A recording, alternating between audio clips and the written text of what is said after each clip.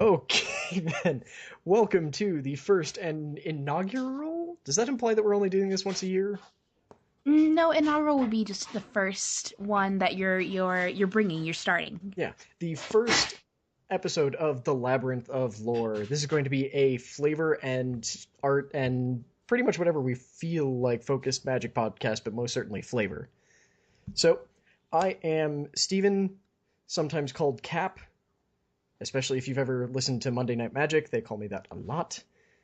I was the host of the show Feast and Famine until that sort of burned itself out, mostly because my co-host vanished off the face of the earth. That's kind of problematic. Yeah, it made it very hard. And you are? Hi, my name is Miriam, and I am one of your new hosts. So, what we're really looking to do is we have the full spoiler for Innistrad. We're going to go into a little bit of the story because I know Innistrad is one of my personal favorite places ever. This was the second full set I ever played in, the original Innistrad. And oh my god, it's so wonderful.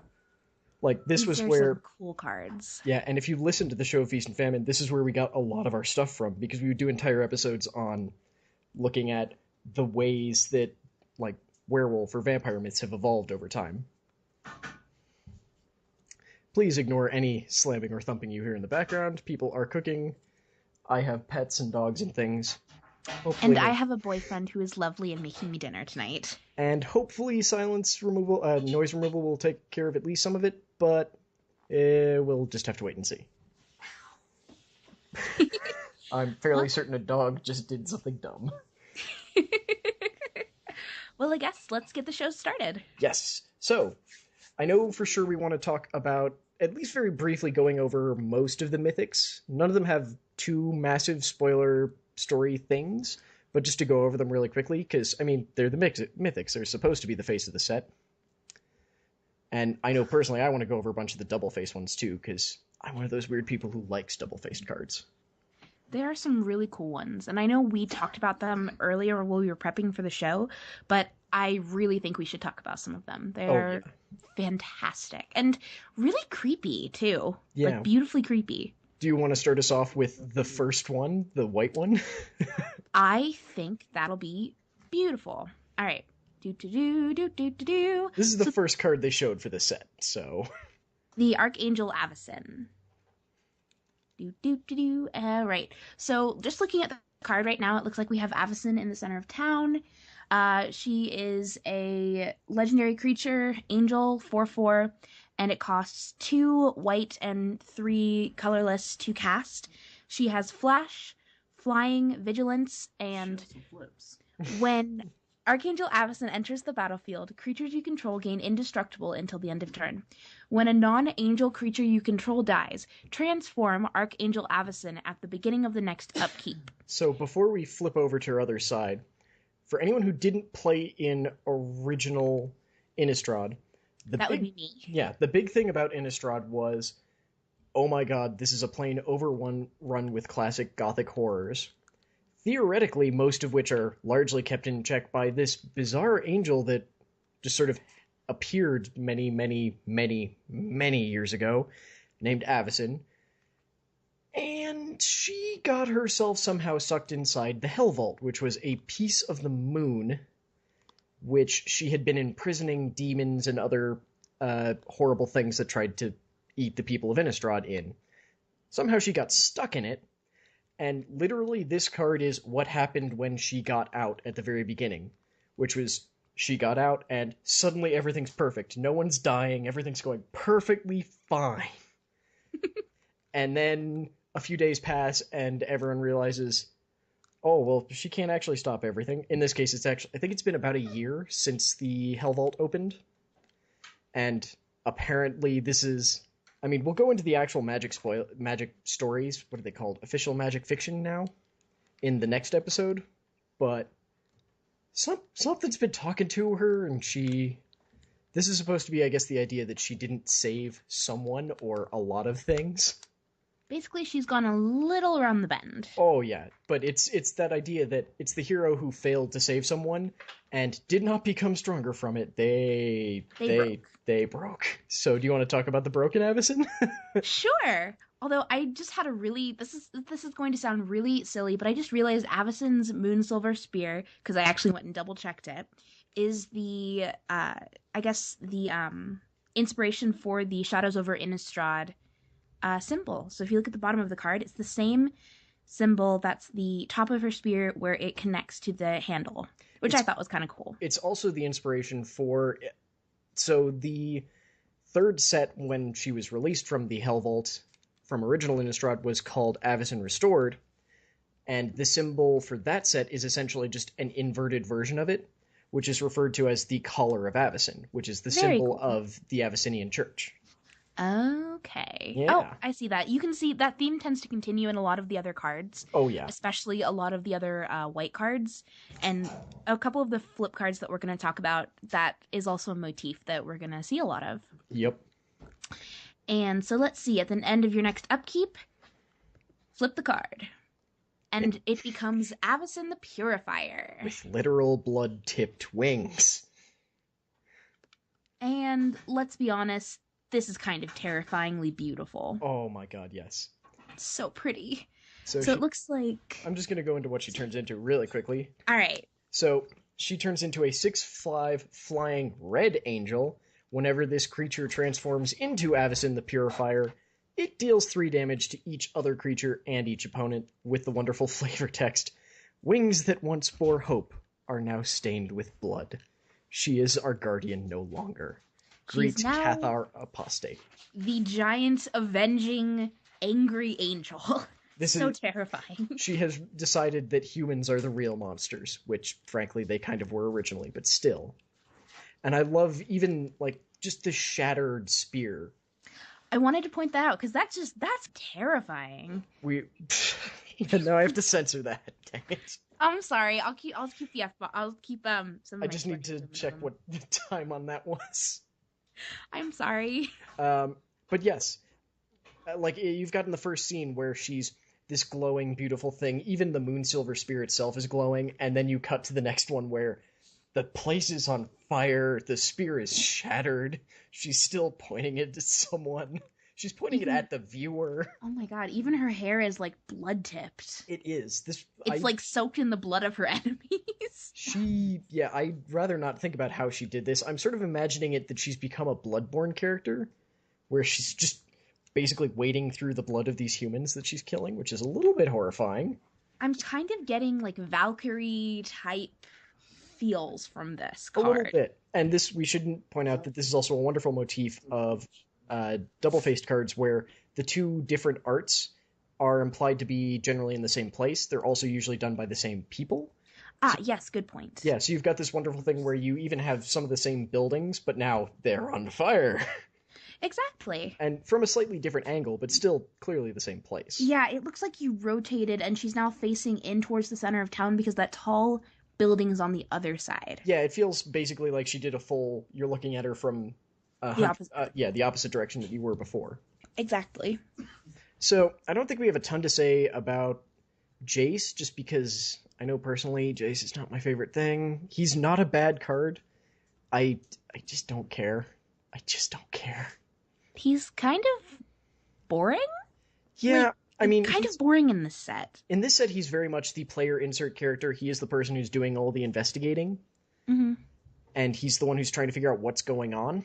But I was so happy when if you didn't play in Return to Ravnica, they went to Ravnica and he basically became the living guild pact, the thing that keeps all of the guilds forcibly in this rigid structure that keeps them from overrunning each other or the guildless. Yeah. And they made it seem like, yeah, now he's bound to Ravnica and can never leave. But no, turns out it's just, he can leave, he just can't die, or else then Ravnica goes to crap. Yeah. I mean, he's a good card. Let's get that out of the way. It's just not interesting. I mean, when he stacks up against the other Planeswalkers in the series, or at least in this set, it's very... what's the word I'm looking for? It's very cerebral. Like, you scry, it's like it's cerebral and then it's also defensive. Yeah. How you can scry and then return target creature to owner's hand at -2. You can also counter spells. So really, there's not a lot of ability to do damage there. It's more like he's trying to not get himself killed while figuring out what is going on. Which admittedly is pretty accurate for what Jace does. I do like that he has Tamio's journal with him, which is its own card. It gets referred to a lot in this set. And we'll probably talk about it later. It's down in it's one of the artifacts if I remember correctly. Yep, but it's also quoted in a lot of flavor text as well. Okay. I mean, we'll go into that later. Yeah. But that should be kind of cool. Yep.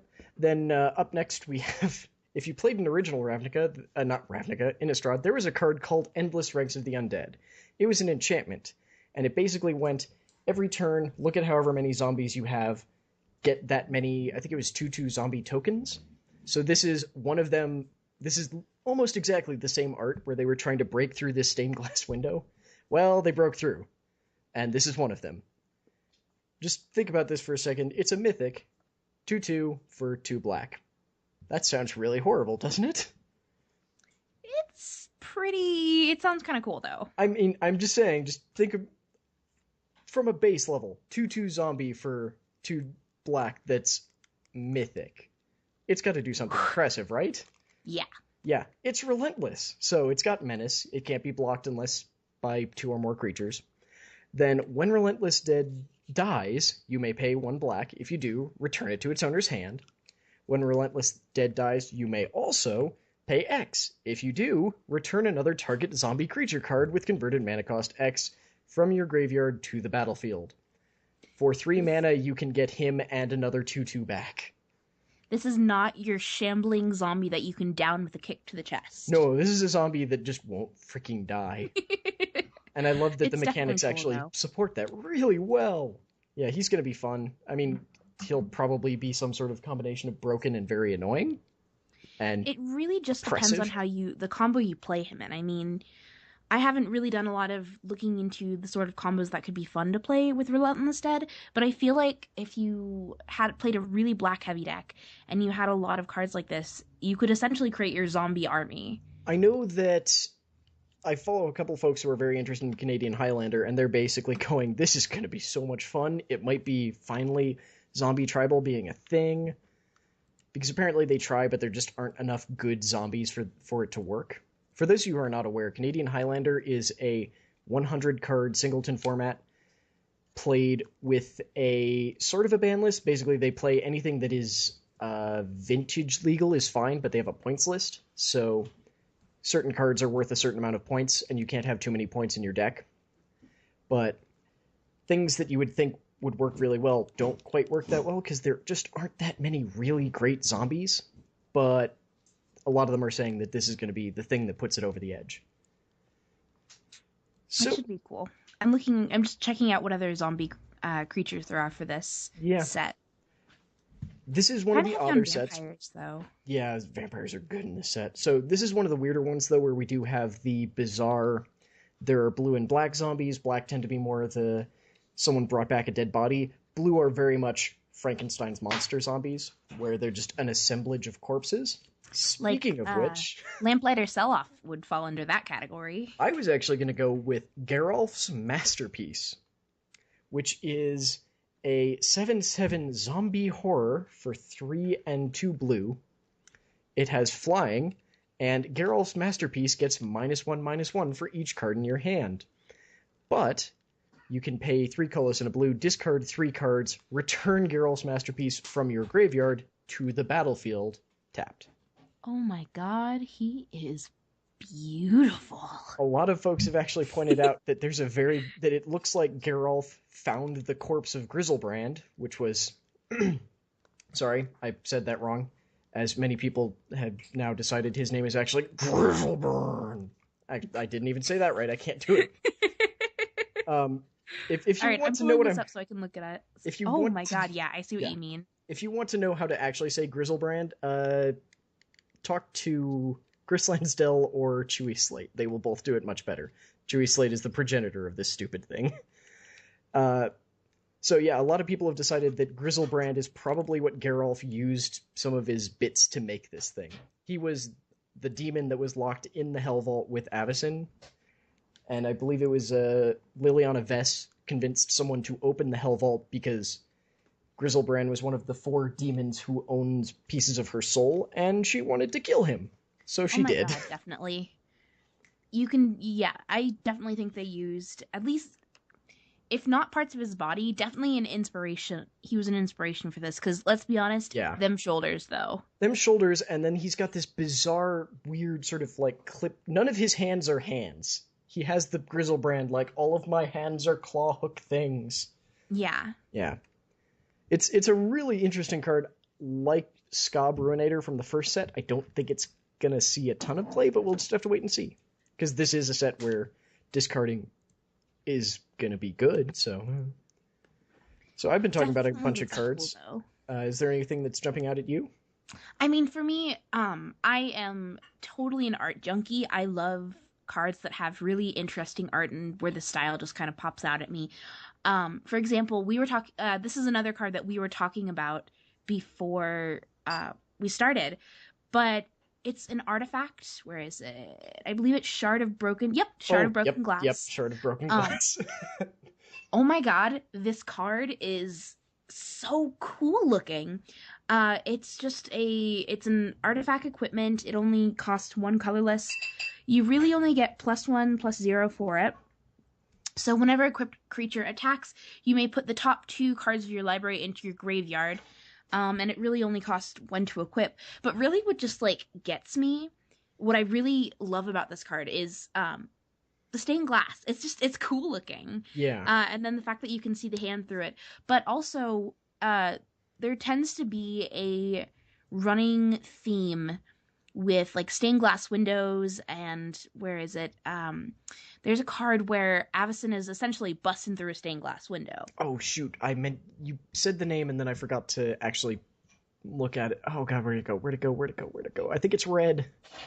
I think it is, too. Let me find it. I will find it, and I will tell you about it. I'm scrolling up trying to find it. I know it's here somewhere. There it is. Avacyn's Judgment. You know, she is bursting through a stained glass window. Yep. Quite possibly this one. And it's the same thing with Endless Ranks of the Undead and Relentless Dead. They're framed in front of this very specific stained glass picture of a stained glass window of Avacyn. And it looks like that might be Jace in the bottom of Avacyn's Judgment. That might be Jace. It's a little hard to tell. It also might be Tomio holding him up. This isn't very big art, so it's a little bit difficult to tell. I mean, I think this one might be Jace, just judging by the similarities. But I love the stained glass effect, and it goes along with the whole, like, archangel that fell, kind of going crazy, where you have, like, the whole church thing, and she's, like, busting through the stained glass windows, and this is the Avacyn the Purifier version, not... Oh, yeah, like, you see the blood-tipped wings. Exactly, and I think that's why it's red. It also has a madness cost, which makes it that much worse.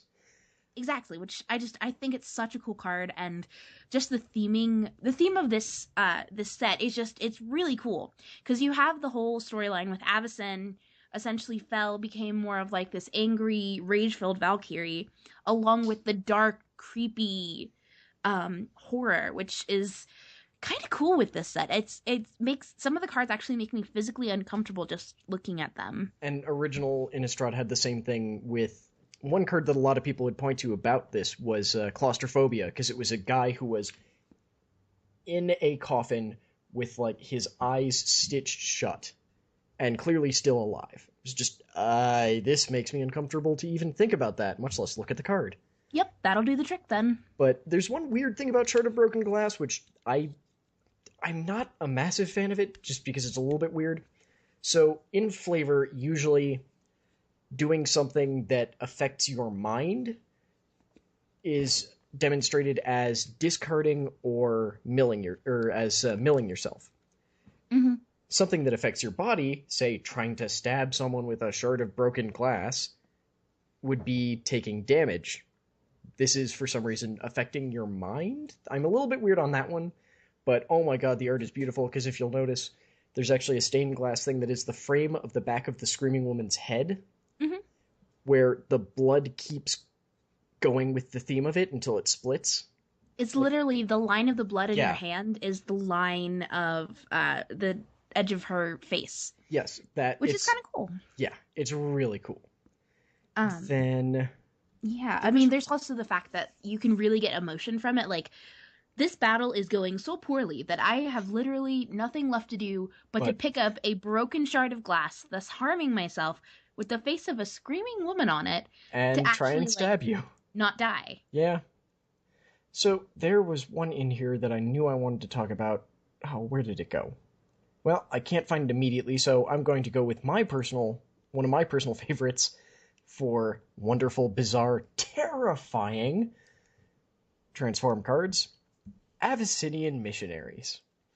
Oh my, Yeah, oh god. so for 3 colors and a Ugh. white, you've got Blech. a 3/3 human creature cleric. It's an uncommon, so expect to see at least some of these in your drafts. At the beginning of your end step, if Abyssinian Missionaries is equipped, transform it. Equipped with anything. We come bearing the word of Avacyn and the Lunarch Council. Then, when it transforms, you have Lunarch Inquisitors. Creature Human Cleric, 4/4. When this creature transforms into Lunarch Inquisitors, you may exile another target creature until Lunarch Inquisitors leaves the battlefield. We come bearing the tools of confession and absolution. What they mean by confession and absolution is they traded in their staff and symbol of Avacyn for a mace, a torch, and an axe the size of one guy's body. I think that might be considered a halberd just because it has the hammer on the other end. So, Quite like the possibly. like shattering. I'd also like to point out the guillotine in the background. I know. Just like a random guillotine. They took about 2 steps to the right, and you can't quite see the beautiful Abyssinian church in the background anymore. Instead, you can just see the guillotine that they have erected. You can see like the edge of a spire, and that's about it. On like the left side where the guillotine is, you can see like the very edge of the spire. It looks like there's even stocks in the background, like stocks and pillories. I was about to say there's a whole bunch of like stockades as well on the right side. They are not they're taking literally all the prisoners. Oh my god, it's like, let's see. Yeah, it's kind of funny because the also if you like zoom in on the card, there's like a grimace like they're enjoying it, which is kind of scary. I mean, that's sort of in flavor for Inquisition, so Yeah. that is one of my favorite transform cards in the set, even though I personally have a massive I love werewolves. And I love what they did with werewolves the first time. So I'm hoping we'll see some actually good werewolves this time too, especially since there's no, what was it called? There was a card that basically stopped the werewolf deck cold, which is why it never did anything.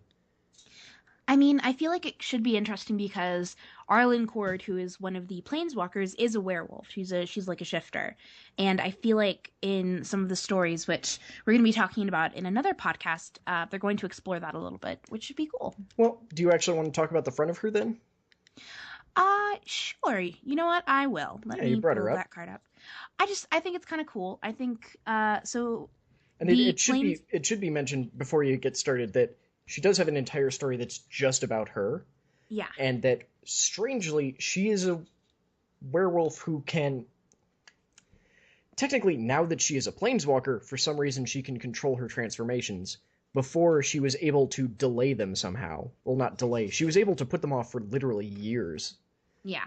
Through practice of magic and worship somehow. Just a little bit of background, just like the Shadows over Innistrad story page. So Arlen Cord is a tormented werewolf, originally from Avabrook, who has a gift unique among her kind. She is a planeswalker. Really quickly. So, sorry, you mentioned Avabrook. So there was a card from the first set called Mayor of Avabrook, which turned into Howlpack Alpha, I believe, because Avabrook is a town that was pretty nice, like not too bad to live in, I want to say it was in the Uvenwald, it was in Kessig, which is another region of Innistrad, which is well known for its werewolves. All of Avabrook was completely cursed with lycanthropy. They all turned into werewolves. Yeah. Well, I not, pulled up it was something Howlpack like, Alpha yeah, just to check it out. yeah. Ooh. It's really cool because he goes from, I believe he's just like a human and he's got a dog next to him and he buffs humans to just all werewolves turn into murder machines. Literally, the flavor text for Mayor of Averbrook is he can deny his true nature for only so long Yep. And then before. then the entire town stopped being able to deny their true nature. Yeah, and then like for when it flips to Howlpack Alpha, he's like busting through his study window, and it's like, well, that didn't last very Yeah, long. I do love that where he's one of the few arts where it's not the exact same scene, but he's just like, screw this office, I'm done with this. Like, grr, window bust. Yeah, so I that's just where realized how ridiculous that's gonna sound. yeah, that's where Arlen Cord is from. Sorry, I did not mean to hijack that. It's okay. I think it brought up something. It's kind of cool. Isn't the point of the podcast to talk about stuff that we think is interesting? Oh, certainly, yes. I just didn't mean to Beautiful, then. hijack you talking about the front side of Arlen Cord. How dare you? 10 points from Gryffindor. I don't think I'm Gryffindor, but okay. Probably Ravenclaw, if I- anything, or Slytherin. But that's a Oh, conversation for Slytherin. another podcast. Let's keep going. Let's not hijack it. Okay, so Arlen Cord. So let's see. I'm looking at it looking at her card right now. Not it. She's a she. So she is a planeswalker. And she is one forest. Let's see. One mountain and two colorless to cast. So Planeswalker Arlen, looking at the card art itself, she's just all like swaggery in the middle of a forest glade. I kind of am getting some sort of like northern, like really northern kind of rusticy vibes from her. Same, and I think that's part of the idea of being from Kessig is they're very rugged. In the first set, they were actually one of the areas more able to deal with Avacyn being gone and their wards failing, just because Avacyn and the wards that she created and that the church created weren't all that helpful out in Kessig.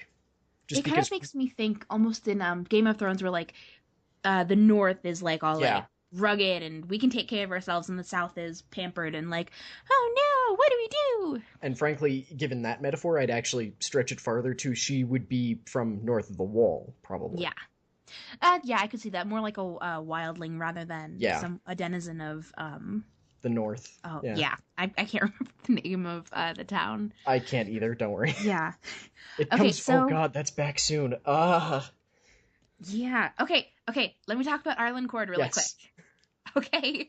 So let's see. What are her abilities? So let's see.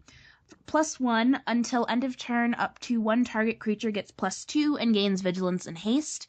And then for 0, put a 2/2 green wolf creature token onto the battlefield, transform Arlen Cord, and then the site that I'm looking at right now does not have a good transform. Let me see if I can find it.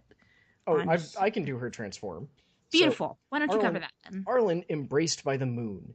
She is one of the most, frankly, ferocious looking werewolves, but also just, I can't express how it looks, but just, she's an intelligent looking werewolf. Yeah, she doesn't have, I found the card, but she doesn't have that, like, for example, we were talking about the Howlpack Alpha. So in that card, his werewolf transformation is pure ferocity and just rage. And this is still, that is there, but it looks more bridled. So what she does is for one loyalty, creatures you control get +1/+1 and gain trample until end of turn. All of them get that. That's basic, and I love how what she basically does is enables you to utilize and buff your werewolves without having to cast spells, because all werewolves transform from their human side to the werewolf side if no spells are cast in a turn. So this lets you do things while still actually getting to transform them and get the bigger, more impressive side of them.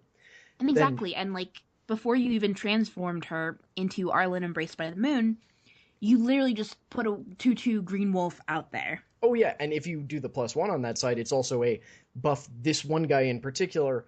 Oh, and it now has haste and vigilance if I need it to, so it can block at 2. So then Embraced by the Moon also has -1. Arlen Embraced by the Moon deals 3 damage to target creature or player transform Arlen Embraced by the Moon. So she can just go, you in particular, Lightning Bolt. And finally, her ultimate or limit break for -6, you get an emblem. That's the important part that a lot of people have missed. It is an emblem. It does not go away. With creatures you control have haste and tap. This creature deals damage equal to its power to target creature or player. Ooh. So what this basically says is everything can do this the turn it comes in, and it's just, I don't like you.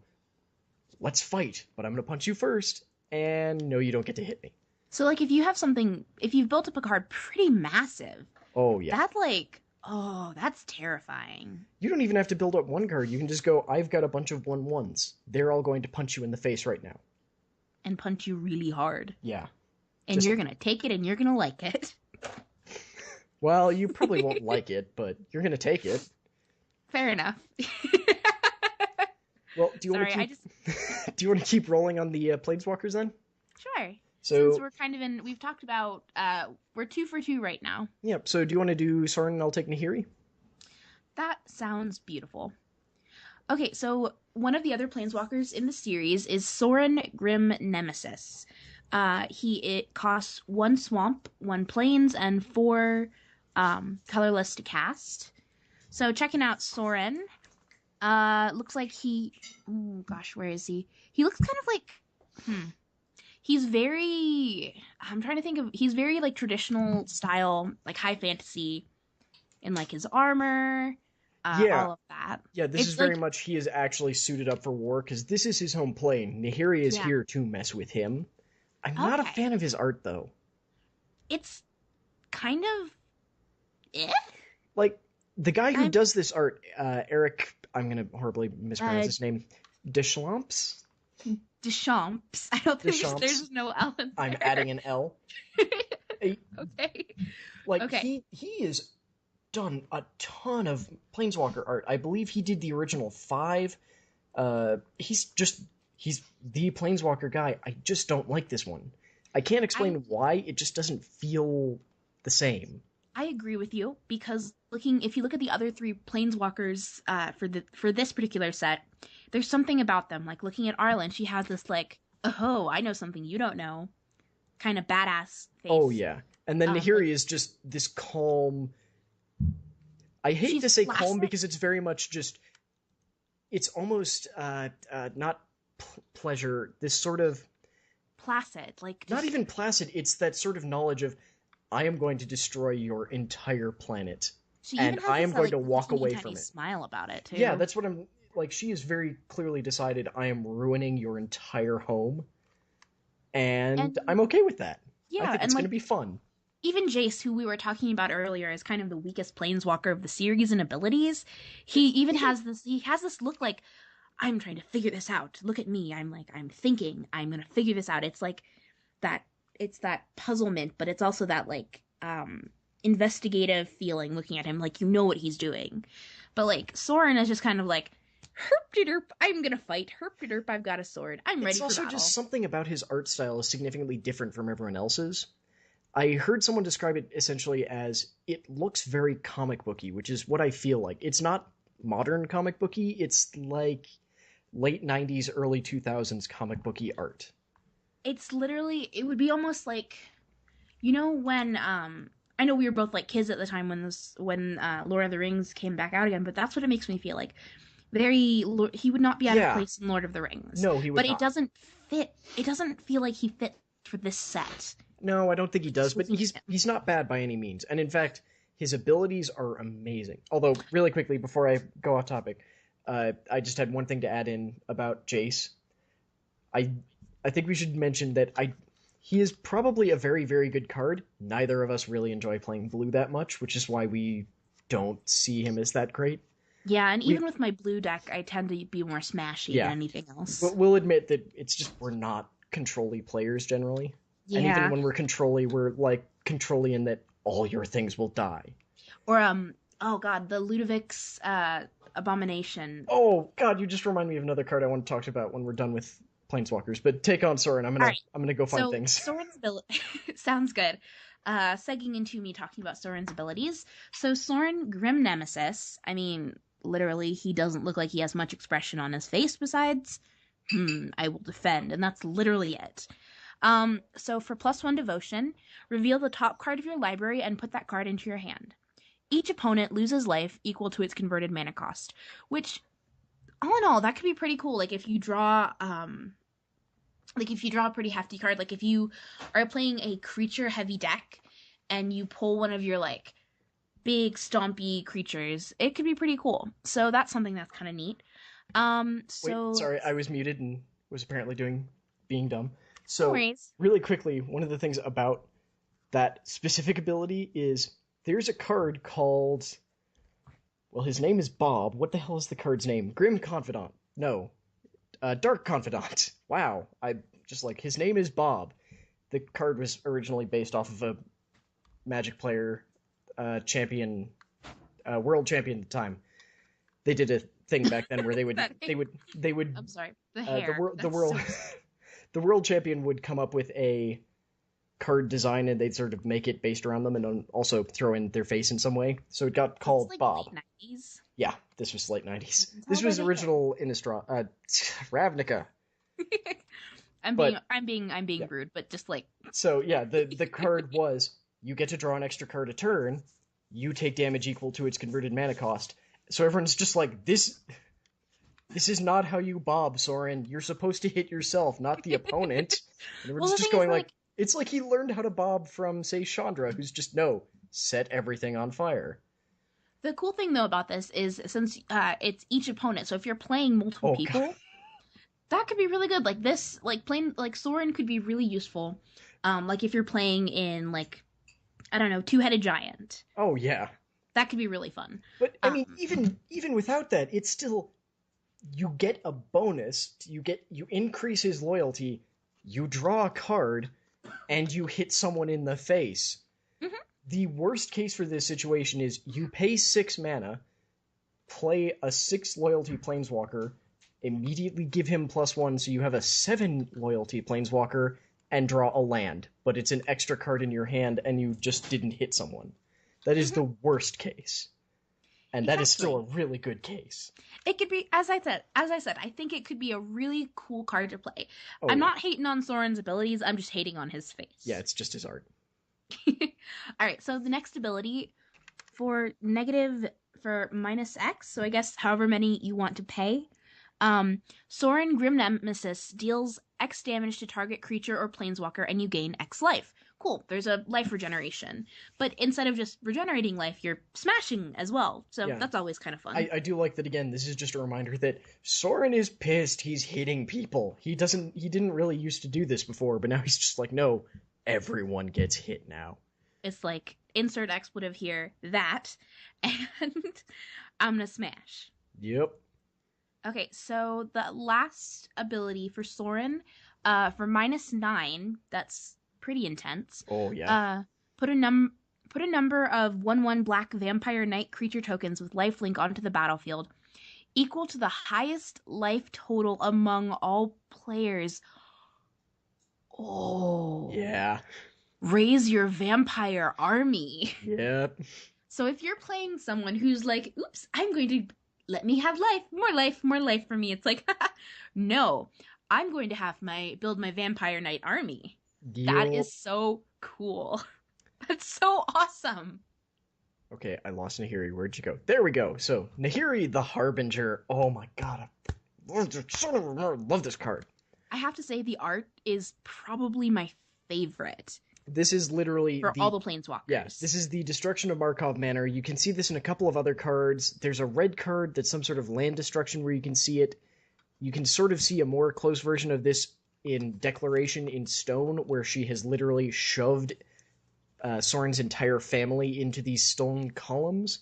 And since they're vampires, they're probably still sort of alive and in just a massive amount of pain. Where's the other one? There's a card where she is actually destroying Markov Manor. It's a red one. I'm looking for it right now. It is. It's also in the red-black land, which I don't remember the name of either off the top of my... There it is. Structural Distortion. She's just sort of like shattering the entire manor. As Zendikar has bled, so will Innistrad. Oh, that's As I have wept, so beautiful. will Sorin. She's even in the card. She's also in the card Yeah, art right she's in the now, where she's corner. like smashing it. Yeah, she's just tearing it apart. And then the land is Foreboding Ruins. Oh god, it's so tiny. Sent to find Sorin, Jace ventured to the vampire's ancient home, only to find evidence of a deeper mystery, which is to say, it was torn apart by a crazy woman. But oh my god, that card though is so Yep. beautiful. So, I have a thing for like really, I don't know, maybe I get off on destruction or something, but that's just beautiful. Yep. So for a red, white, and 2, we've got a Planeswalker Nahiri who comes in with 4 loyalty. Now, that might not seem like a lot compared to 6, or whatever the other 2 came in with, I already forgot. Honestly, like she's like in the middle. Arlen only comes in with 3, so Okay. Nihiri coming in with 4 is kind of, it's like the lower end, but it's not that bad. None of them come in with like overly excessive amounts of loyalty, minus However, Soren with the dumb face. Yeah. However, Nahiri does get a +2 ability. We haven't seen a +2 in a while. For +2, you may discard a card. If you do, draw a card. I will point out, Madness is in this set. Discarding is not a bad thing. For those of you who are not aware, Madness is whenever you discard a card with Madness, you can choose to pay its Madness cost and cast it instead of discarding it. You still get the benefit of, I discarded a card, you just don't have to get rid of it. Then for -2, exile target enchantment, just any enchantment. The guy who got to spoil this read it wrong the first time. He's like, I mean, I don't know how you're going to get an enchantment to tap, but otherwise this is a good ability. Just any enchantment can be exiled. Tapped artifact or tapped creature. Oh, you dared to try and strike me? Away with you. That kind of seems par for the course just based on her destructive status. Exactly. And then for -8, which admittedly 3 turns after she's been played she can reach, or she Honestly, can actually though, just cast. Like, think how many people you've had to exile to get there. Yeah. So beautiful. So beautiful. For -8, search your library for an artifact or creature card, put it onto the battlefield, then shuffle your library. It gains haste. Return it to your hand at the beginning of the next end step. Oh. Yeah. So That's cool. This is the part where people are going to stop liking me, probably, where I know a lot of people talked about how they went... some people have been going, oh my god, Emrakul is the moon, because the next set is called Eldritch Moon. I don't think that's what's going on, but Nahiri is the Harbinger. Her plane was eaten by the Eldrazi, mostly because of Sorin and Ugin, and Sorin kind of helped let them out again, which is to say he didn't stop Nissa, who was doing... Don't read the book that this was from. The Teeth of Akum is a horrible, horrible book. It makes very little sense, but basically... I almost want to read it now just to see how bad it is. It's really bad, even by magic book standards. It's the only thing that's worse is the Quest for Karn. Or I think it's the Quest for Karn. What is it called? It's the one for Scars of Mirrodin was almost as bad, or was worse. But Teeth of Akum is easily the worst one. But basically, Sorin sort of maybe made it easier for a bunch of other people to let the Eldrazi out and eat Zendikar. So Nahiri, the Harbinger, is drawing some horrible massive creature out of your deck to hit someone. And the other things I wanted to point out are 2 cards. Warped Landscape and Thraben Inspector. So in Warped Landscape, you've got these cryptoliths, which are the things that she's been creating all over the place, all pointing towards her. It's a land, it's a common land. What it does is tap, add a colorless to your mana pool. You can pay 2, tap, and sack it. Search your library for a basic land card and put it on the battlefield. Tapped, then shuffle your library. And, has the flavor text, each cryptolith twists the plane's mana, bending its flow to a singular purpose.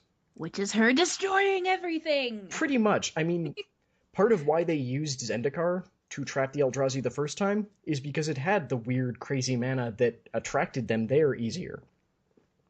However, on top of Nahiri sitting in the center of all these cryptoliths pointing to her, You also have this bizarre tentacly growth thing, I which was hoping you'd point those out. yeah. And then we also see that in Thraben Inspector, though this one is a little bit different, where instead of this tentacly growth, it looks like the matter of a house is being turned into this almost tentacly mossish thing. And for those unaware, they did a story back in Battle for Zendikar about how each one of the Titans, Emrakul, Ulamog, and Kozilek, as they move through an area, they suck the mana out of the land that they're touching and leave behind some form of blight. Ulamog leaves behind sort of like a chalky ash-like thing. Kozilek leaves behind bismuth crystals.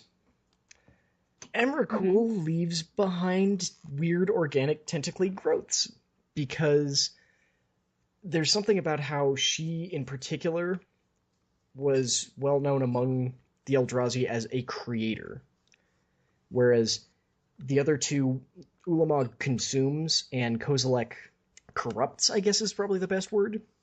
He sows chaos more than anything. Emrakul, God, their names are so similar. Emrakul creates. So I think Nahiri is drawing Emrakul to this plane. I don't think she's already here, or she's the moon or something. I think Nahiri is drawing Emrakul to this plane as basically a Sorin, you destroyed my plane. Let's see how you like it. Ooh, chills. Yeah. Although that would kind of make sense. Yeah, and I mean, I feel like I think it'll be interesting to see where that's going to go. Yeah, and you and I have talked about how original Innistrad is gothic horror, and we have seen in English literature how gothic horror transitioned into cosmic horror. And a lot of people have liked to talk about how the Eldrazi are this Cthulhu-esque monstrosity thing, but it was never used like that because they were always seen on Zendikar, which is the adventure plane, the D&D plane, the do cool stuff, quests and stuff. It's like that it's like that traditional high fantasy, let's go on an adventure type plane. Yeah, but their name for it in development is the adventure plane. This is the plane where the first time we went there, they had literally quest cards. They had literally trap cards. Innistrad, it's a trap. Yeah, Innistrad is the horror plane. You can't do really effective Cthulhu-esque monsters that are supposed to be a horror effect on the adventure, cool, awesome action plane. Not really. But if you bring one of them here, I think we'll see oh my god, perception of them warped by the fact that they're on the horror plane. It literally that's literally why I was like, oh my gosh, because that just set into my head how horrifying these creatures can be. Yeah. Think of the dark, creepy things lurking in a dungeon, and then make them even scarier. And then even bigger. And then you have to take, especially one of the things about cosmic horror is the idea that you can't comprehend these things. And frankly, these things don't care enough to try and comprehend you. They don't see you as an insect. They see you as just something that is physically in the way. Some of them don't even see you as that.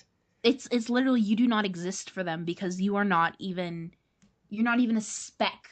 Yeah. In their peripheral vision. You're literally nothing to them. They could destroy you, wipe out your entire existence, and nothing would happen because you don't matter. Yep. And then there's also just the idea of one of the more horrifying aspects that I personally feel about cosmic horror is generally the idea that you have we have this base human curiosity of we want to know things. Even if it's something horrible that we know having this knowledge is ultimately detrimental to our being, we want to have it. It's literally, think about it in a horror film where you feel prickles on the back of your neck, and you're the part of you that is supposed to protect you is saying, don't turn around, don't look at it, don't do it. And you turn around anyways because you feel like you need to know. But in cosmic horror, when you do that, you lose everything that makes you human. You lose everything that made you have that curiosity, because in most cases, looking at the horrible thing is enough to shred your mind because it doesn't work within our reality. which I It's almost think, like the Greek gods. It's yeah, like it's like it makes so it's in Greek exactly the Greek mythology, gods, yeah. it's they have to manifest as part of themselves, because if they manifest as how they actually are in their godlike form, you tiny human cannot contain it and therefore will be burnt to a cinder. In That's fact, wasn't exactly there like that. there was a mistress of Zeus who was convinced by Hera to basically Hera knew that Zeus had been cheating on her again and convinced this person that he doesn't really love you. He hasn't shown you his full like godly form.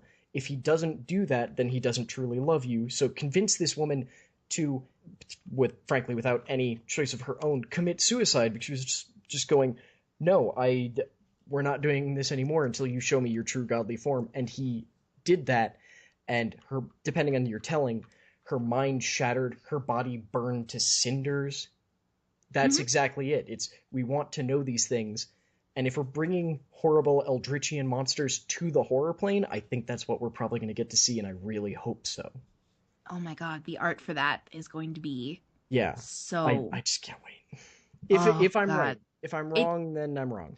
literally, if that is the direction they're going, the creatures for that will be the stuff of nightmares. I But know. like the worst nightmares that you can ever dream of. So let's move on before we just gush all over everything.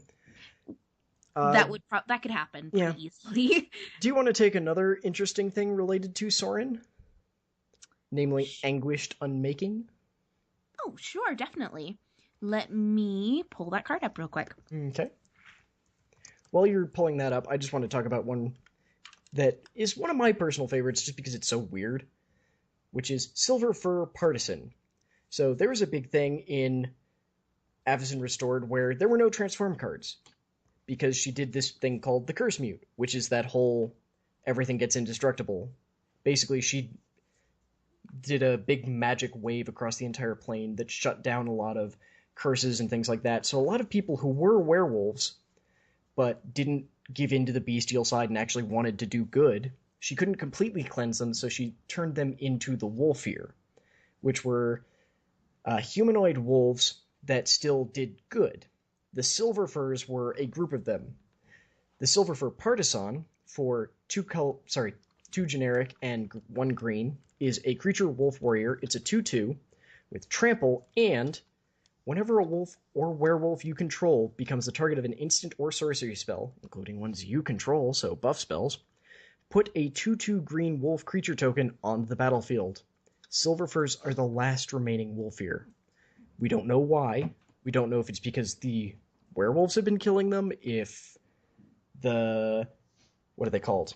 The if Avacyn has been killing them, if Hmm. the Lunarch Council, which used to run the church but now has apparently gone a little bit crazy since Avacyn went crazy, so they don't I mean, support Avacyn, but they are. they essentially have an inquisition.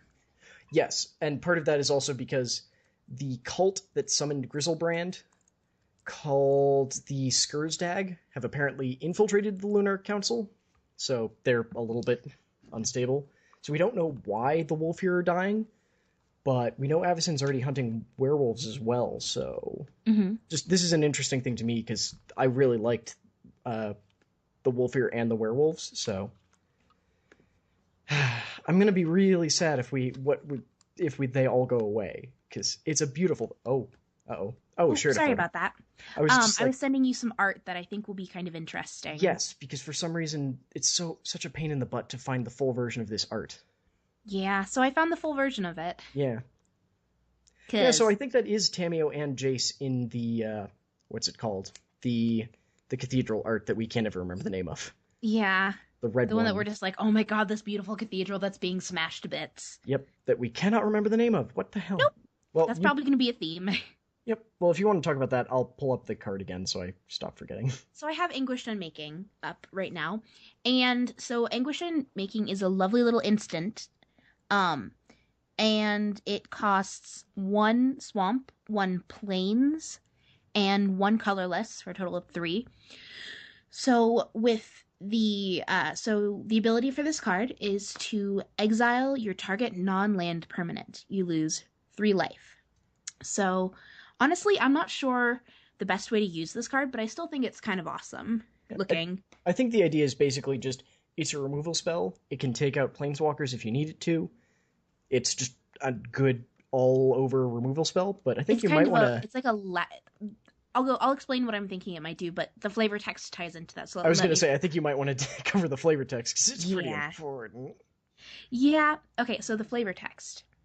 If there's anything Soren hates, it's the killing of his own creation, especially the killing of Avacyn, the symbol of his hope, whose collar is hated by werewolves, because if there's anything a werewolf hates, it's a collar, especially Avacyn's collar, the symbol of her church, because if there's anything a werewolf hates, it's a canine, especially a canine who hates collars, a symbol of subservience. What on earth are you reading? Because that's not the flavor text. I am totally looking at the wrong card, though. What the heck were you reading? Okay, let me go then. Anguished Unmaking, the flavor text is... I will send it to you. Soren had created Avacyn.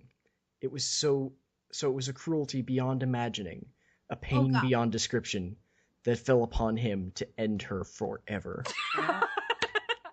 What on earth were you reading? Okay, so because I wasn't sure which the colors were, I pulled up Anguished Unmaking, just a Google search for it, and the card that you just read was right next. So the first result was the one that I read to you, the first one, about collars. Okay then, that explains a bit. Yeah, I'm sorry. I was reading it and I was like, wait a second, this is not the card that I read the first time. Because I pulled the card up and I was looking and I was like, this does not feel right. Oh, I'm dang like, it. dramatic. Sorry, I finally found the card that I've been looking for so long. Beautiful! Which sort of ties into this as well, which is Merciless Resolve. 2 colors and a black instant. As an additional cost to cast Merciless Resolve, sacrifice a creature or land, draw 2 cards. You sought to anger me, Nahiri. Soon, you will see how well you have succeeded. This is before having to kill Avacyn, but... So yes, I don't think I mentioned that Soren created Avacyn to protect the humans of this plane, basically because Soren's idiot granddad made a pact with a demon and brought vampirism to the plane, and then the werewolves started appearing and all the ghosts. It was basically like, okay, humans are dumb, but they are not going to survive this, and they don't really deserve to be killed off, so he made Avacyn. And then he has to kill Avacyn. Yep. This should be said that... Avacyn's going crazy. Yeah, but before I forget, too, Soren and Nahiri are both pre-mending planeswalkers, which means they are thousands of years old. They were planeswalkers back when planeswalkers were basically gods. They could just do whatever they wanted. And even as when he was a pre-mending planeswalker, making Avacyn was a one-time deal for Soren. This was not I can just make all these things. He put a lot into her and can never do something like this again. Yeah. Oh, this is so definitely not the card I was reading before. Yeah. And there's another thing to mention that Jace, I believe in one of the stories, starts to realize that pretty much every pre-mending planeswalker he knows has started to go a little crazy. Like, he's met Ugin, he's met Soren, or he's heard of Soren before, and he's now sort of interacted with Nahiri, and he's just like, okay, so apparently being alive for a couple thousand years drives you crazy. Yeah, maybe it's not such a good thing. Yeah, because he was doing something where it was like, yeah, no, I need to go talk to Soren, and we'll get this all sorted out. And Liliana, who is, quite frankly, a little bit nutbars herself, went, that is a bad idea. That is a really bad idea. Why do you want to do that? No, it'll be fine. I'll talk to Soren. I'll figure this out. It'll be fine. No. By the way, she's on the plane too. We should talk about that eventually, but we're running long on this episode already. Seriously. So. I was just thinking about that. I was like, wow, we could keep talking about this for hours. Oh, for sure. But it's such a cool set. Yeah, but it should be said that while Soren is unmaking Avacyn, Jace and Tamio are there as well. Yeah. I know that's not how her name is art. technically pronounced. She is from Kamigawa, which is an annoying thing because when they made Kamigawa, they basically went, we're doing Japanese traditional things, but they were really bad about pronunciation guides back then, and technically her name should be pronounced as something like Ta-mi-yo, I think, because there is no, like, non-emphasis. You pronounce each syllable separately. It's not that, it's you put full emphasis on every syllable. There's no light syllable in Japanese. Yeah. So you don't have the, like, Tameo, it's Ta. So, Hmm. but I don't know if they're continuing with that now, so we'll I have don't to know. wait I and love see. her art though. She's got Yeah, some cool art. yes, she's really cool. I kind of wonder what she's been doing this whole time since Jace has her journal, so. Yeah, I'm wondering what if they're gonna explore that at all. They probably will. She's a moonfolk, a Soratami. She came here to investigate the moon because it was weird. Yeah. Oh well, yeah, because Avacyn's kind of trapped in a piece of it. Yes, there's a lot Currently of weird going nut stuff. Yeah, bars. there's weird stuff with the moon in general on Innistrad. So I think we should both take one more card and then go off to just actually do our final thoughts, finish the show up. I Sounds know good. what my card is. Do you know what yours is going to be? Not a clue, so you should start. Okay, I need to scroll up and find it because I can never remember if it's a rare or not. There, yep, it is. I love this card. This is the better version, frankly, what I would call the better version of the thing, sorry, Ludwig's test subject from the first Innistrad, which was an egg You know I that, love that card. yeah, that you could put experience counters into, or not experience counters. You could, Essentially, you have to build it up to yeah, 5/5 and then flip for a 13/13. yeah, and it became Ludwig's monstrosity, Hmm. I believe. And yeah, it was a really cool thing. And it was a 0/3 with defender, and you could put hatchling counters on it. That was it. Yeah. And once there were 5 or more, it would flip. This is the Thing in the Ice. For one generic and one blue. It is a creature horror. It's a 0/4, also with defender. Thing in the Ice enters the battlefield with 4 ice counters on it. Whenever you cast an instant or sorcery spell, remove an ice counter from Thing in the Ice. If it has no ice counters on it, transform it into Awoken Horror, which is a Kraken Horror 7/8. When this creature transforms into Awoken Horror, return all non-horror creatures to their owner's hands. Dear God, I'm looking at the art on this for Yeah. Awoken Horror. That is, oh God, that's terrifying. The first time I saw it, I thought it looked a little bit like a Kraken from Theros, but now I'm liking it more and more and seeing the weird other pieces to it. It kind of has like centipede aspects. Yeah. And then it has the wonderful flavor text. It serves as evidence of the ancient power of the deep, a reminder that the sea is the only thing worthy of reverence. Runo Stromkirk, which the Stromkirks are another vampire family, like the Markovs, like the Falconwrath, who seem to have all gone completely crazy, and the Voldarans, which seem to be supporting Soren's military campaign, namely led by Olivia Voldarin, she who did... If you played back in original Innistrad, there were many jokes about what is now her holding up her dress. Go look at the art. It's pretty clear what a lot of people made jokes about. Even just describing that, I think I can figure it out. Yeah. Yeah. It's I never really cared that much for him, but I feel like we could definitely devote an entire episode to like the vampires. Oh, so we most might have to definitely. like save that for another I think we will. podcast. So what's your last card? Okay, so this is a vampire, funny enough. Ooh. I kind of since I think the vampiric cards are kind of interesting, I'm going to talk about Heir of Falconwrath. Ooh. Which is, it's not a very expensive card. It's one colorless and one swamp. Creature, vampire. Discard a card. Transform Heir of Falconwrath. Activate this ability only once each turn. So, among vampires, there has long been the belief that the urge to feed must be balanced by the poise of nobility. When you flip the card, it turns into Heir of the Night, which is a 3/2 vampire berserker with flying. The Falconwrath have relinquished all pretense at nobility, losing themselves completely to their all-consuming thirst. This is part of why I think every time we see Falconwrath, they are crazy, or they have transformed to be crazy. Yeah, they're losing it. Yeah, I think the Falconwrath in particular they didn't have a good handle on reality before, but now they seem to have really lost it. Definitely. And while I know that this card is not like... It's not like the most I don't know, it's not the most impressive. I just think it's kind of a cool concept, and you really get a good view into the story of the Falconwrath clan. Like, where it's like, oh, so poised, so noble. Then when you flip the card, oh, I'm just gonna go a little crazy here. Yeah, and it's very true. A lot of the original vampires had this thing about nobility as this form of controlling the hunger, proving that you were actually better than it. And then, but the Falkenraths had this general duality of they were very poised and proper and things, but they would go crazy. The other vampires would try to control it a little bit more.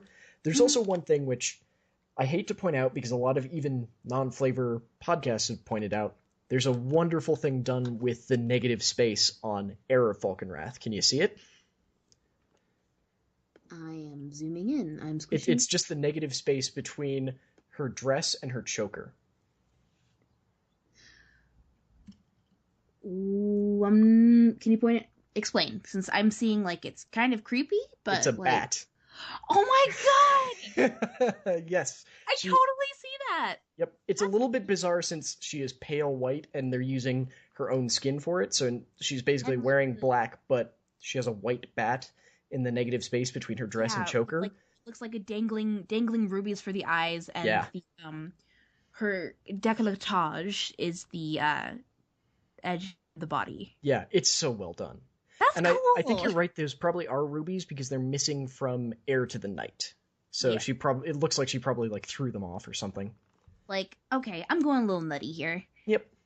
So with that, I think we're going to close out here. We have plenty more to talk about. The set's going to be out for a while. I think we should move on to final thoughts, and we're going to do sort of a what are we listening to, what are we playing, what are we reading, that sort of thing is just a nice little closer to a palate cleanser between Magic stuff. Essentially. It's like a nice cup of warm milk after the nightmares. Yeah. So I want to do my final thought first, just because it sort of relates into what I'm playing, but I also just want to yell at a community who probably aren't listening right now. So I am in the Overwatch beta. Overwatch is a wonderful game by Blizzard. It releases on the 24th of May, I believe. It's a first-person shooter. It's class-based. It's a lot of fun. Oh, God. There is a character named Tracer, who is basically the face of the game. She has a horrible Cockney accent, which is not a real Cockney accent, but that's why it's horrible. And she is a teleporting, slightly time-manipulating her own time-manipulating character. And there's a thing where you can get victory poses. Every character has 4. Your basic one, and then you can get 3 others. It's entirely random. And the past couple of days, the forums turned into some sort of horrible monstrosity because someone went, why does this character have basically she had a thing where she would face away from the camera and lean over her shoulder and as a victory pose. And someone went, generally, I love the game, yada, yada, yada. Why are you sexualizing this character? And at which point the entire forums went on a massive just explosion. That sounds like what happens on Tumblr.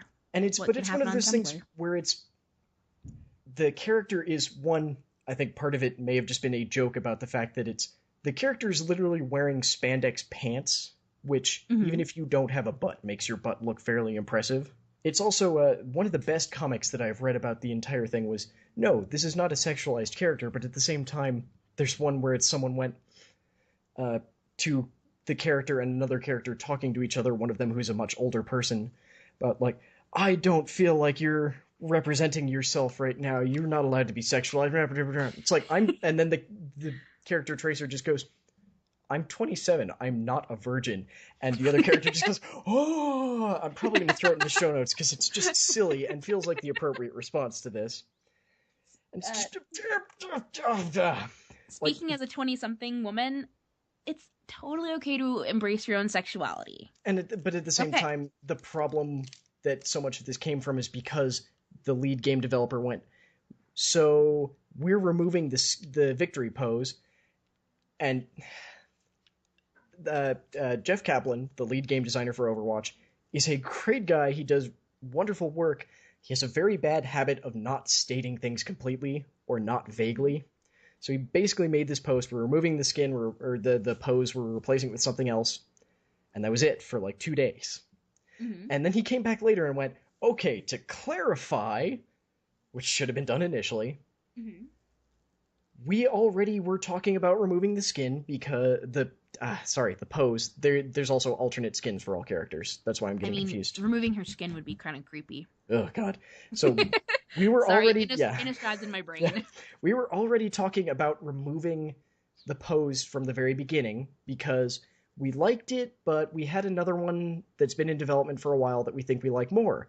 And this was not the deciding factor, but this was certainly a thing that helped push us in a direction. So yeah, we will be removing the pose and replacing it with something that we had already been talking about and like more. It's like, then start with that. Don't make it seem like... Unfortunately, this has happened a lot of the time because Kaplan just has a bad habit of like saying things and hoping that people will figure out or understand or take the more positive option. It was like they announced that you're going to have to pay for Overwatch. It's not going to be a free-to-play game, and then you get all heroes and everything at launch. Mm-hmm. And the entire community went, oh, so you're going to charge us for new heroes and new maps and new skins. It was like, I didn't say that! And came back the next day and was basically like, if you buy the game, you get every hero. When we release new heroes, you get them too. When we release new maps, you get them too. Okay, it's not quite so bad, but I can kind of see the problem with that, or like... Well, the thing is just that they didn't announce any sort of... Every time they were asked, how are you going to sell the game, they basically went, we still haven't decided yet. We don't have a release date, so why do you keep asking? Fair enough. Yeah, and when they announced how it would be sold before they announced that they had a release date. It was so silly. Sorry, enough with my final... Idea. No. It was more of just because people were being so neurotic about it. Because their past couple of games have been free to play, so... I'm not going to say anything about that, because, when you're into something, you tend to get a little obsessive over it. I can understand that. Yeah. Let's move away from my final thoughts. Okay, what am I doing right now? Well, on my Tumblr, right, I'm running an alternate craft blog, which I've told you about. Yep.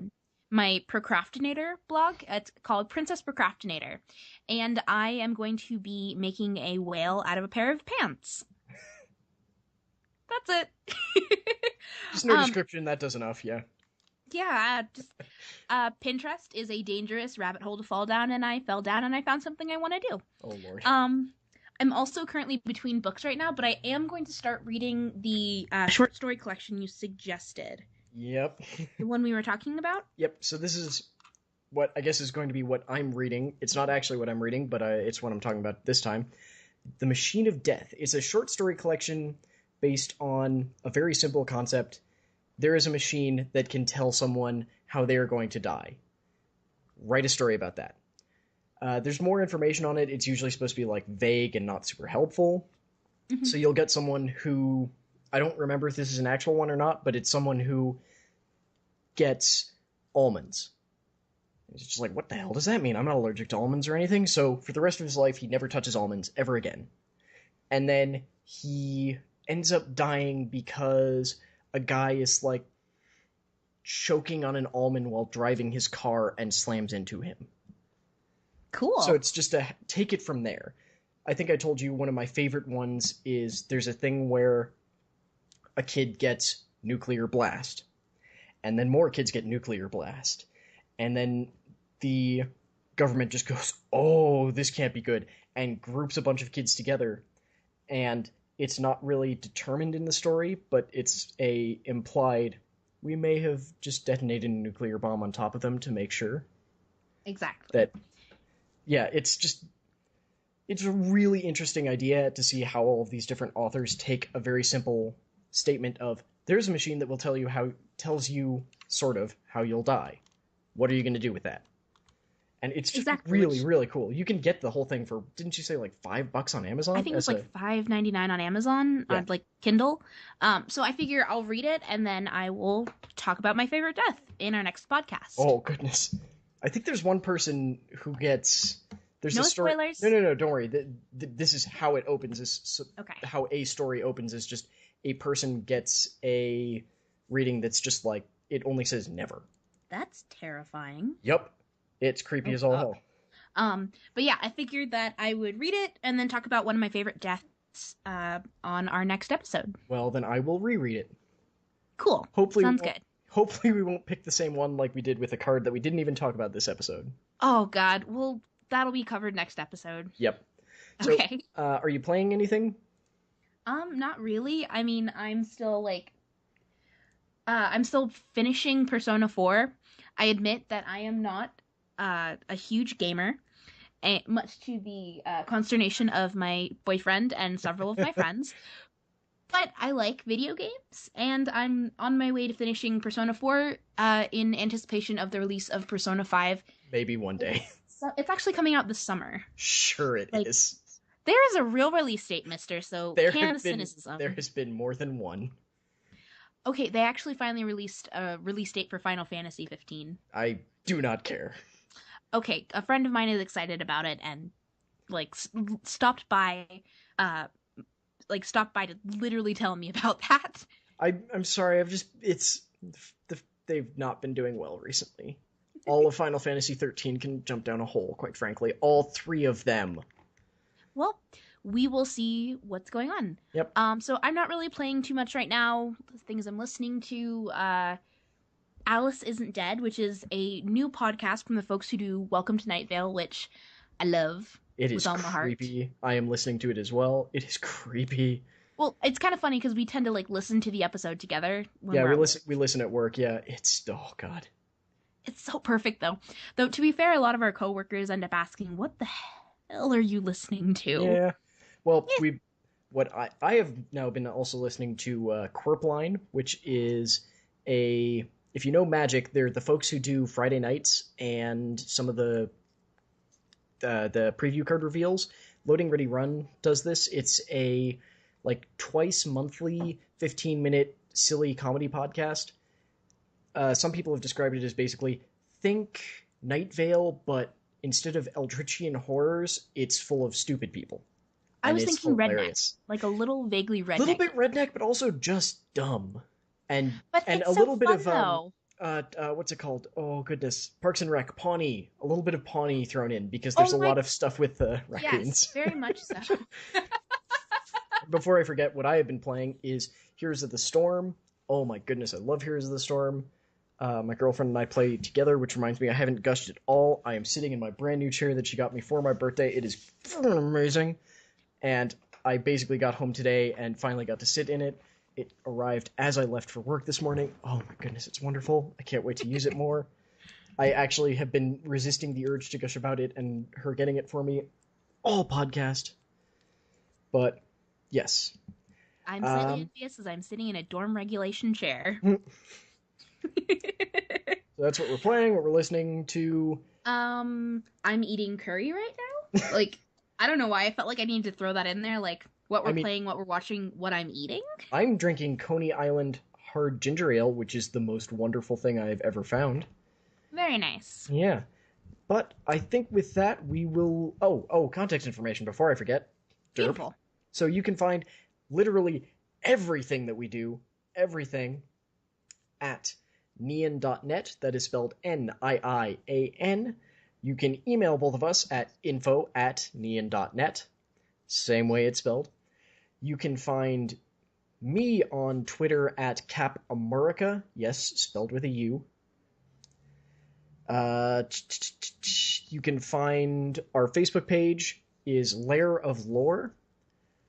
I operate a YouTube channel with, well, this will go up on the YouTube channel, but we'll also be doing multiple different Let's Plays, looks at story in Overwatch and Heroes of the Storm, and pretty much anything else I want to talk about. Also at Lair of Lore at YouTube. And, oh, yes, if you really like what we're doing or want to see us keep doing it, you can support us at patreon.com/Lair of Lore. If you want to... we have a Patreon now? That's exciting. I have a Patreon because I have to pay for the site and all the fun. Yeah. It's That's expensive. exciting. Yeah. So, yes, if you like to support us in any way, you can give even a single dollar is enough to get you into our derpy puppy feed. I have two The very derpy puppies. I have two very, very derpy dogs, and for just $1 a month, you get into the feed that lets you see all of their silliness.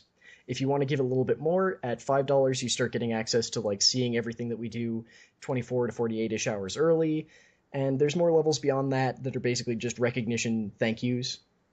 Like, I believe if you're crazy, like really crazy, and give $20 a month, I think it's down that and I will probably try and drag you into this, will send you a personal audio thank you. I So, might even sing to you. oh lord. So Yeah, yes, please that's at least impressive. consider checking it out. And if you really don't want to support us in any way, maybe consider supporting MTGcast. We are hosted there. We're also hosted on our own site, but MTGcast does this all for free. So consider supporting them. Okay, I'm going to stop rambling now. What do you Yeah. have? You can find me at princesspicolator.tumblr.com. That's literally all of the places I'm doing my side projects at. You should look for my blog posts that are going to be coming up on the site hopefully soon, where I go through 50 sci-fi films and give you my spin on each of them. I will also be sneakily trying to pull anything she puts on Tumblr onto our website, don't worry. Yes, so if I do anything super, super interesting, feel free to look that up. And also, while I create my Harry Potter RPG, I'll be writing notes about that as well. So look for my blog posts on our website. Yeah, it should be said, that's another thing that you'll be able to see on our website, is I am running a D&D campaign set in alternate history, United States of America, a little bit post-Civil War, and there might be some posts coming about that I have to hide from Miriam because she's one of the players in it. It's real fun. Yeah. Anyway, thank you all very much for listening, and that's all I got. What about you? Thank you for listening. Please keep listening, tuning in, and letting us ramble about things that we like. We will try and tighten it up more and more as we go. We will most certainly hit the magic number 10 to be a real podcast, don't worry. Anyway, yeah, thank you very much. We'll see you next time. Bye. See you next time. Oh god, where's the stupid thing? I want to end the call. Not end the call. There we go. Hey all, just wanted to thank you very much for watching. Please remember to like, comment, subscribe, you know all that good stuff if you like the video, and maybe consider checking out the rest of our stuff on Patreon or our website. We even have Twitter, Facebook, Twitch, all those other good things if you want to check out, so let's open up a loot box. Come on, more than one So, we've got a Trebjorn icon. I'm totally not using that. I don't play Torbjorn, sorry. Widowmaker. I kind of want to use this oops spray way too much. And a minorly weird thing from Widowmaker. Anyway, thank you all very much for watching. See you next time.